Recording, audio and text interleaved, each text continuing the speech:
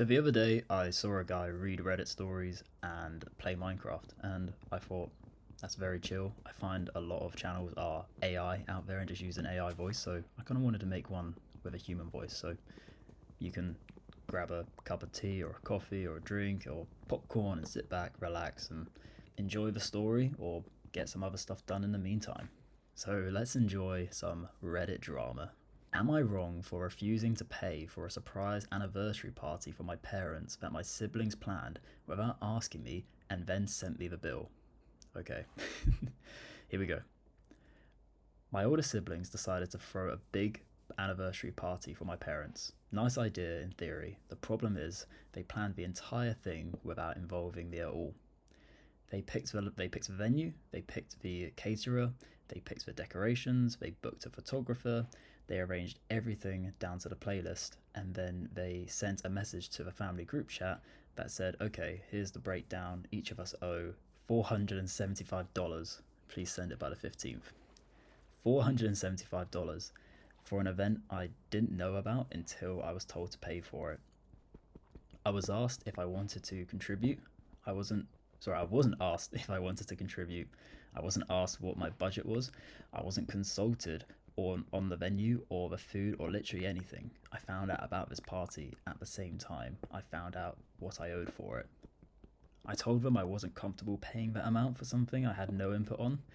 I said I would have been happy to help plan something within a budget that worked for everyone, but that's not what happened. They decided everything and then divided the bill and expected me to just accept it. My sister said that this is just how it works when you plan a surprise. I said surprises are for the guests of honor, not for the people paying for it. It's not about the money. If they had come to me and said, "Hey, we want to do something for mum and dad. What's a budget that works for you?" I would have said yes immediately. I would have helped plan it. I would have been excited about it, but they didn't do that. They went ahead and made a $475 decision on my behalf and then told me after the fact. My mum found out there's tension, and now she's upset that the party's causing drama, which makes me feel even worse. I told them I would contribute what I can afford, which is about half of what they're saying. They said that's not enough and the rest would have to be covered by everyone else, which isn't fair on them. But how is it fair on me to be billed for something I didn't agree to? Am I wrong? Ooh, it is a tricky one now because this the thing is at the end of the day, I think this person can afford $475, but that doesn't mean they're expected to, especially when they didn't have any input whatsoever into the planning of the party. And I feel that if I was the one being suddenly given a bill for $475 to a party that I didn't plan or have any input on, then I would be a bit miffed as well. I wouldn't be happy because that's a lot of money. That's sorry to point out the obvious, but that's half of £1,000 or half of $1,000. It's a lot of money, and so you can't just be expected to cough up that money. And I think this person probably handled the situation as best as they could. Like the easy way, there's two ways out. I think there's the easy but bad way out, which is just to be like, right, it's done now, but I'll take this as a lesson for the future and make sure my siblings know I'm not doing this kind of thing again. They need to consult me beforehand. Or the other way out, which is a bit harder, but probably the way that I think is the right way to do it is what this person did. Basically, be nice about it and say, I can't afford that. And even if I could afford that, it's not on you for me to decide how much it's for me to pay towards this party. This should have been something that we all planned together. So yeah, but let's have a look at some of the responses in the comments. Someone said they planned a whole event without you, picked everything themselves, and then sent you the bill like you're a silent investor. That's not family planning. That's taxation without representation. Yeah, it is. Yeah, and like I said, it doesn't matter if they are able to afford it because, I think this person could afford it, but that's not the point. The point is they've done something that they weren't consulted about, that they didn't know about. So yeah, that was a good one to start off. Okay, so here we got another one. This one is, am I wrong for calling my friend's mum after she left her dog at my apartment for what was supposed to be an hour and then went silent for 6 hours? Okay, well, I mean, I personally wouldn't complain if a dog was at my apartment for a long time, but who knows what plans this person had? I love dogs, though, but let's read the story. My friend asked me if I could watch her dog for about an hour while she went to a doctor's appointment. I've done it before. Her dog is sweet and low maintenance. I said, yeah, no problem, bring him over. She dropped him off with his leash and a little bag of treats and said she'd be back by 2. Cool, easy. By 3, I text her, hey, everything good? Nothing. By 3:30, I called her, straight to voicemail. I figured maybe the appointment ran long and her phone was on silent. I texted her again at 4 just checking in, letting me know what's up, but nothing. By 5 o'clock, I was genuinely worried. This is not someone who goes silent for 3 hours. I started thinking maybe something happened at the appointment. Maybe she got bad news and was sitting in her car somewhere. Maybe she got in an accident on her way home. My brain was going into dark places. Her dog started getting restless and whining at my door because he could tell something was off. He hadn't been walked in hours because she told me she'd be right back, so I didn't bring him out, assuming she'd handle it when she picked him up. Now I have a dog who needs to go out, and an owner who's vanished. I also had dinner plans, which I had to cancel. Not the end of the world, but I specifically planned my day around her being gone for an hour. At the 6-hour mark, I called her mum, and I have her mum's number because we've all hung out before, and I genuinely didn't know what else to do. I told her mum I wasn't trying to cause problems, I just hadn't heard from her daughter in hours, and I still had her dog, and I was getting scared. Her mum went quiet for a second, and said, oh, for goodness sake, she told me she was spending the day with her boyfriend. There was no doctor's appointment, she wanted a full day with her boyfriend and didn't want to deal with the dog, so she lied to me about the time frame, knowing that I wouldn't have said yes to 6+ hours. Her mum drove over and picked up the dog. She was clearly annoyed, but not at me. Waited for what? I don't know where she was. I didn't know if she was okay. I had her animal in my apartment with no end time and no communication. What was I supposed to do? Just sit there indefinitely? Am I wrong? I mean, I don't think this person did anything wrong that anyone would contradict, like, I think it's pretty clear that the other person was in the wrong. They said they would leave their dog with you for an hour, and then they ended up being 6 hours, and I think calling her mum is probably the right thing to do, because it's a pretty, I'd say it's probably realistic that if someone says they're going to be gone an hour and they've ended up being gone 6 hours with no communication, you'd start to think, okay, where is this person? Has something bad happened? So I think it was the right thing to do. Like, I don't think there's anything else this person could have done better other than call her mum and say, hey, your daughter, I haven't seen your daughter, I was meant to see your daughter 5 hours ago when she was meant to be picking up her dog, and she hasn't arrived. So I think I don't see how anyone could interpret this as bad. I mean, maybe I'm missing something, but I think this person handled the situation perfectly. Let's read a comment. This one says, she lied about where she was, dumped her dog on you for 6 hours with zero communication, and is mad that you made her look irresponsible. Nah, she did that to herself. Yeah, pretty much, yeah. This one here says, you're not wrong, she's not a good friend. That's probably the best way to sum up the story. This person isn't anything in the wrong at all. It's just that person wasn't a good friend. Okay, here we got a interesting one. This one says, am I wrong for breaking up with my girlfriend after she hasn't contributed to anything over a year and told me she needs more time to figure herself out? All right, here we go.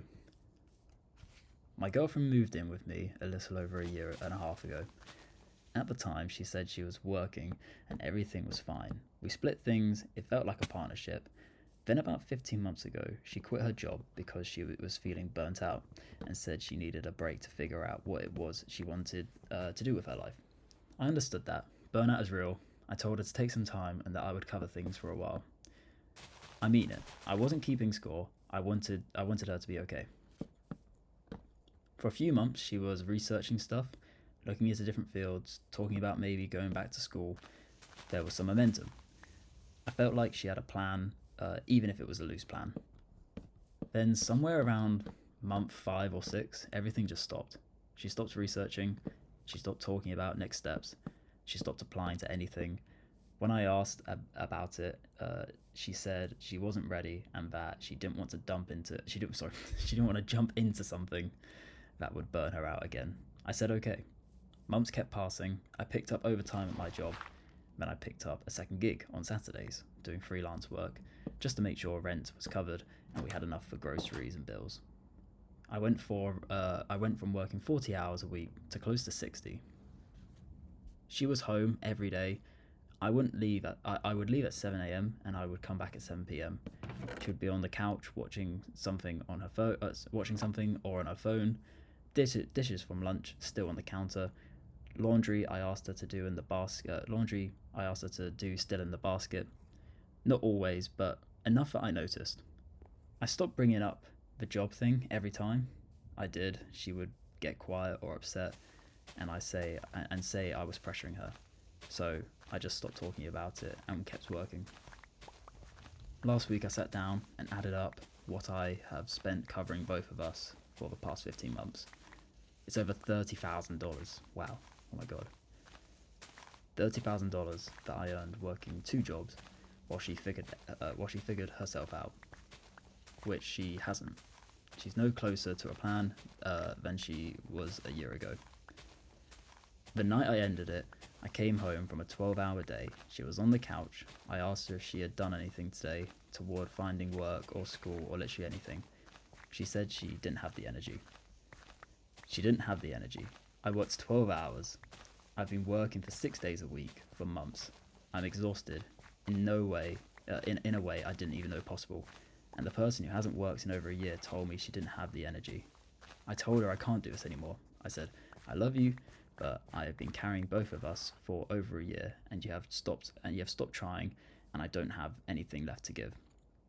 She cried. She said I was abandoning her at her lowest point. She said I promised to support her. I said I did support you for 15 months and you used that time doing nothing. Am I wrong? Okay.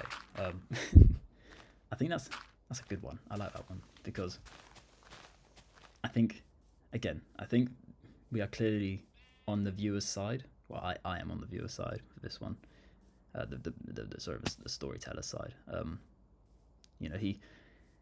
He was obviously being a nice person by supporting his girlfriend and saying, listen, I'll pick up some extra shifts for 5 or 6 months, however long it took in reason.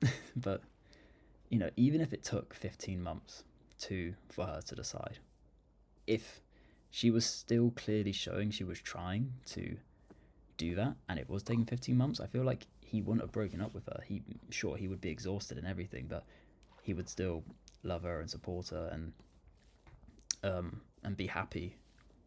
Maybe not happy is the right word, but be content with doing those 60-hour weeks to support her. But the fact that she was just not doing anything, just on her phone, not even doing simple tasks, and then said that she actually didn't have the energy to even do some of the simple things, just like looking for a job, the thing that she is taking the time off for, clearly shows that she's not a good girlfriend, and has kind of been using him to his advantage. Almost like it's like even like little things. He's working all this time, and she wouldn't be doing any of the little things. So I feel like He gave it a very good long period of time. You know, he gave it 6 months at first of her actually looking and supporting her, and then another 11 months on top of that of then, you know, her stopping looking and, like, you know, being more lazy with things. And yeah, he gave it a good amount of time, and I think it was a pretty fair reason to break up. But it is sad, you know, it's sad that it had to come to that. And it seems like he gave her multiple chances to re-look and to keep looking, but no, didn't seem to get the message through. So let's have a look at some of the comments. This one says, "Dude, you did the right thing, and I ain't gonna tell, and I ain't gonna, and ain't no one gonna tell you different, except maybe your ex." Yeah, probably, yeah. This one says, "You were working 60 hours a week to keep both of you alive, and she told you she didn't have the energy while sitting on your couch all day. That's not a partnership, that's a sponsorship." Our Reddit comments actually good, you know, they come up with like deep quotes. Okay, maybe that wasn't a deep quote, but you get what I mean, you know, like, that's not a partnership, that's a sponsorship, you know, that's a good line. Let's read one more. This one says, "Not wrong, you're exhausted, you've had enough, the patience is gone. Did she discuss quitting her job with you prior, or did she just come home one day and say, I quit? 15 months is too long a time to figure things out. She's either suffering from depression or she's taking advantage of you. Either one, it's up to her to seek help or get off her ass and contribute." Yeah, that's a pretty fair assessment. Yeah. That was a good one. I think that one was interesting to read and interesting to dissect. So, right, let's find another one. Okay. I was going to read one, but it's actually been removed from the user. It's been removed from Reddit. It says, "Am I wrong for licking his food?" But unfortunately, we can't read it because it's been removed, which isn't good. Okay, let's try this one.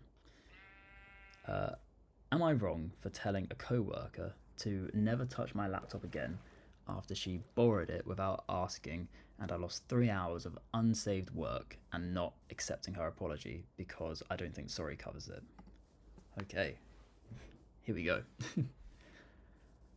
I'm going to keep this... sorry, my notification just went off. I'm going to keep this short because I'm still annoyed, and when I'm annoyed, I either say too little or way too much. "I'm a graphic designer. My laptop is not a shared resource. It has my files, my software licenses, my settings, my entire work system built up over 2 years of customization. It's not a communal object. This has never been unclear. Last Thursday, I stepped away from my desk for what I estimated would be about 15 minutes. A team lunch I ducked out of early to keep working. When I came back, my co-worker Janet, who sits 2 desks away and has her own perfectly functioning company laptop, was using mine. Just using it. No asking, no note, no heads up. When I sat down and opened my files, I discovered she'd somehow closed the windows I was working in. 3 hours of detailed illustration work, unsaved and gone. I want to be precise about my reaction because some people have described it as explosive, which I think is unfair. I did not yell, I did not swear. I said clearly and at a normal volume that she was to never touch my laptop again without my explicit permission. That what she had done was not okay, and that I needed her to understand that this was not a minor inconvenience. She apologized twice. She said she didn't realize I had unsaved work open. Her laptop was running slow, that she only needed mine for 5 minutes. I said I appreciate the apology, but it didn't give me back the 3 hours of work that I needed some time before I could move past it. And that I needed some time before I could move past it. She cried, not dramatically, just a little. And now 3 co-workers have separately told me I was too harsh and that it was an accident. And that I should just accept the apology and move on. Here's my thing. I know it was an accident. I'm not disputing that. But accident and consequence-free are not the same thing. She used something that wasn't hers without asking, and it cost me about 3 hours of professional work. An apology is the minimum, not the resolution. I have since accepted her apologies 2 days later when I was actually ready to mean it. But apparently, 2 days gap is also a problem. Am I wrong for reacting the way I did? And for taking time before accepting an apology? I wanted to actually mean. Good one, that. I think that one could actually split some hairs. Split decision on that one. I think... I know it's a tough one because it's almost just like... I think what most people will agree on is he has a right to be mad, right? You know, of course he's going to be unhappy. He's lost 3 hours of hard work. It's a level of, was the reaction too much or not enough? And for me, I think it's kind of down to the individual. You know, people take their work, how serious they take their work differently. And this person obviously, you know, takes their work seriously. They don't want their stuff to be messed with, which is completely fair. And so someone using someone else's laptop without asking can be like a major violation to some people. You know, I think I would find it a bit like, what are you doing? Why would you do that? So I think you know, some people may disagree with his reaction, which is fine, but I don't think they then have a right to say what his reaction should be, because everyone's reaction to things everyone's gonna have a different reaction to thing, right? If everyone reacted the same, then we would just be robots. You know, always reacting the same way. So I think him reacting that way is fair. And you know, it's not for anyone else to tell him how he should react. You know, that he has been wronged and he is reacting in a way that he sees fit. And he didn't go over the top. Some people are saying he went over the top. He didn't go over the top. So I think his reaction was fair. I think I've waffled a bit on that one. I don't know if I explained that correctly, but I hope you understand what I mean. Let's read a comment. So this one says, I think taking the time to actually cool down before accepting the apology is completely fair. You clearly articulated why you're upset, and if you would have responded at the time, things could have gotten worse. This leads to a lesson you should have learned long ago. Your mantra should be save early, save often. You never know what might happen. To go along with this, lock your laptop before you leave it, no matter how long it's for. These should be ingrained. These should be ingrained habits by now. So I would say to share the blame. Maybe this is a lesson you needed to learn. That one got 147 likes, upvotes. That response. I think that's pretty fair. I mean, one of the first things you learn when working in an office is to lock your laptop. There's a thing that almost like an office joke where people call it donutting, and it you know, the game goes that if someone leaves their office laptop on, you go into one of their group chats and you say, I'm going to buy everyone donuts, and then the person comes back and they said, I didn't agree to that, but now they have to buy donuts for everyone. When I heard someone tell me that, I was like, right, I am not buying donuts for everyone. I'm locking my laptop every time I get up from my desk. So that's a good way to remember it. Don't get donutted. Let's read another one. This one says, she sucks big time, but I've got to say, it's absolutely crazy to me that you didn't lock your computer before you stepped away from your desk. That's a data protection issue, and it's honestly just kind of unprofessional. No auto. Someone replied to that saying, no autosave either. I'm not buying this story. Okay, this person doesn't believe the story, but let's just assume that the story's true, just for the sake of this. I think autosave, you know, some programs have it, some programs don't have it.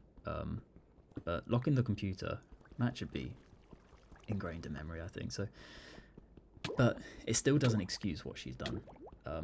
At the end of the day, she's still taken something that isn't hers and used something that isn't hers. And I can never imagine just grabbing a random laptop and just using it. Like, it's not mine to use. It's not mine to take. So, yeah, it's a hard one to say because it's like, I just find it unfathomable that someone would just take someone's laptop and start using it without asking. At least ask. Or there's probably like 10 other people on different desks around her who she could have asked to borrow her laptop, but it was a bit malicious. Like, she's purposely gone and found one that she knows she could try get away with. So yeah, that was an interesting one. Yeah. It seems like people were quite divided with that one. Okay, so we're going to do one more, add a little break, and we're going to do one more now. So this one is, am I wrong for leaving my mum's dinner when she called my son not a real grandson in front of everyone? Okay, this might be the spiciest one so far, so let's see what it's about. I've been a single dad for most of my adult life. About a year ago, I finalised the adoption of my 14-year-old boy named Marcus. It wasn't easy. Teenagers are rarely chosen, and the process took almost 2 years. But he's my kid. That's it. That's the whole sentence. Last Sunday, we went to my mum's place for a family dinner. My aunt was visiting from out of state, a couple of cousins, the usual thing. Marcus was actually in a good mood, which honestly doesn't always happen at big family gatherings. He gets anxious around crowds. He was helping set the table and making small talk, and I was genuinely proud of him. At some point, my mum was showing old family photos to my aunt. My aunt pointed at Marcus and asked who he was. My mum said, "Oh, that's my name's Boy." Well, not a real grandson, but She said it like it was nothing, like it was just a clarifying detail. Marcus heard it. I saw his face change. He didn't say anything, just went quiet and excused himself to the bathroom. I waited maybe 3 minutes, then I went and found him, told him we were leaving, and we left. I didn't make a scene, didn't yell, I just said, "Mum, we're heading out," and walked to the car. She called after me, asking what was wrong, and I texted her later that evening, explaining why we left. She called me the next day saying I overreacted and that she didn't mean it like that, and that I embarrassed her in front of the whole family by leaving. My aunt apparently agrees with her. My cousins are split. 2 of them texted me saying they understood completely, and one said I was being dramatic. I don't regret leaving, but I do wonder sometimes if I handled it wrong by not saying something in the moment instead of just walking out. Am I wrong? It does seem that a lot of these stories is I agree with, and it's that the person in these stories is almost questioning whether whether the way they've reacted is wrong, which is a good way to see it, because it's nice to see that they're standing their ground. They're, obviously the mum shouldn't have said that about Marcus, about the boy, because whether he was there, not there, it's not a nice thing to say. And she says in her defense that it's not what she intended. I mean, what other intent is there? But yeah, I think he reacted well. I think he could have reacted either way, whichever way he felt suited. If he wanted to directly say to his mum, "I'm not happy with the way that you spoke about this on the night," then that's a completely fair way to react. And if he didn't want to, as he did here, where he just got up and left home, that's another completely fair way to react. I think it's completely down to him, because his mum said something that's just completely out of line. So that's my kind of take on it. But let's see how other people reacted in the comments. First person says, "Not wrong at all, OP. In fact, you did everything right." Yep, I agree. He did everything right. He reacted correctly. Not even correctly, just had a calm reaction. But even if he didn't want to react calm, that's completely down to him. And when you're talking about something which can be a sensitive subject like that, this guy had all the right to have a much larger reaction, and so it's he reacted calmly, and cool, good for him. Like I said, I think he has the way to react either way. Another person says, wow, sorry, I was just reading through the thread. Very, very long thread. One person says, Mo embarrassed herself. He's not blood, so he ain't family. Yeah, it's that's almost like saying it sarcastically in the comment, like he's not blood, so he ain't family. Um, yeah, it does seem she very much did embarrass herself in that. She definitely shouldn't have said that. But yeah, I think I'm gonna have to stop this episode here because it is very windy and very stormy outside, and I don't know if you can hear it on the mic, but it's not the best conditions to record a Reddit video. But I hope you enjoyed this. I'll be doing more if you enjoy it. So leave a comment, tell me if you liked it, and like, subscribe for more. And you know, all of this stuff just helps boost these videos so more people can see them, and so you can see them again. So doing all that good stuff would be amazing. But yeah, thank you all for listening, for watching, whatever you were doing, and I hope to see you again soon.